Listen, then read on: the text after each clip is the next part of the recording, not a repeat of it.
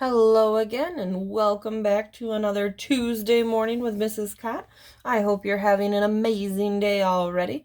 It's just getting started, so let's keep that amazingness going throughout the day. Find something to be happy about today, guys. All right, on to our model drawing for the week. So let's get this thing started.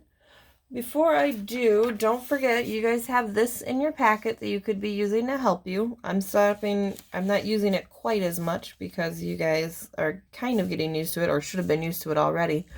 And I also gave your parents on Facebook access to the one that we would use in class, the dry erase one that you could have marked off. So if you want that, have your parents get that picture for you off of Facebook. All right, so let's get reading. It says, oh, another thing I was going to tell you, don't get confused. Your book is broken up by unit, but this is day 7 of virtual learning, so that's why I'm on day 7 over here. Make sure that you're following along like that. Patty buys 10 juice boxes a month for lunch. If one juice costs $2.79, how much money does Patty spend on juice each month? How much will Patty spend on juice in 10 months? So this one's a little tricky. So let's go through it. Patty buys 10 juice boxes a month for lunch. There's a piece. Juice costs $2.79. There's a piece. I have one question. And then I actually have a second question. How much is she going to spend in 10 months? So basically a school year.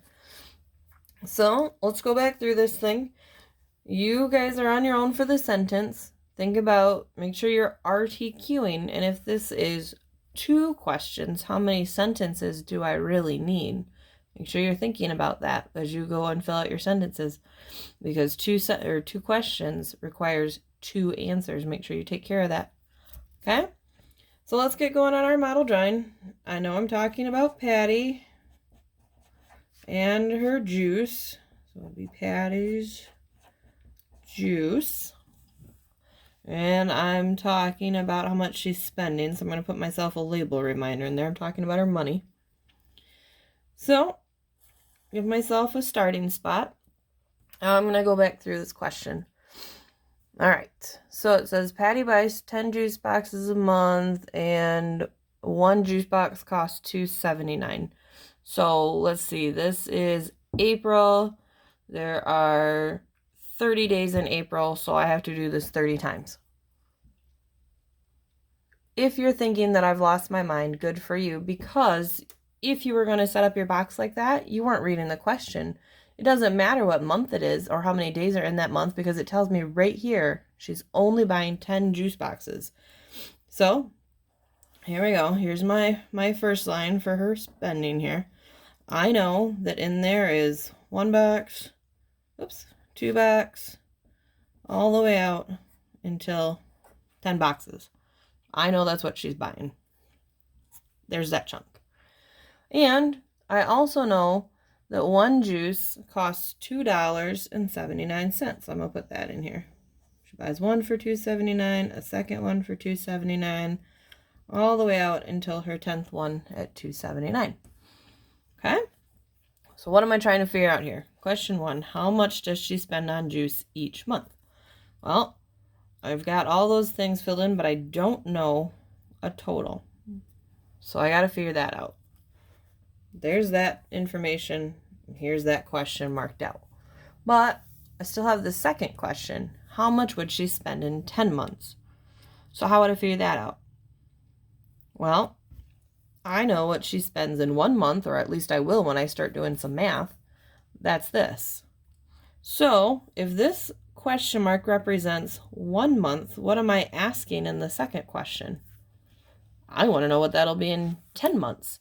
So obviously this is wrong, but let's say she spends $5 a month in juice. How would I figure, and this question is now worth 5, how much would she spend in 10 months?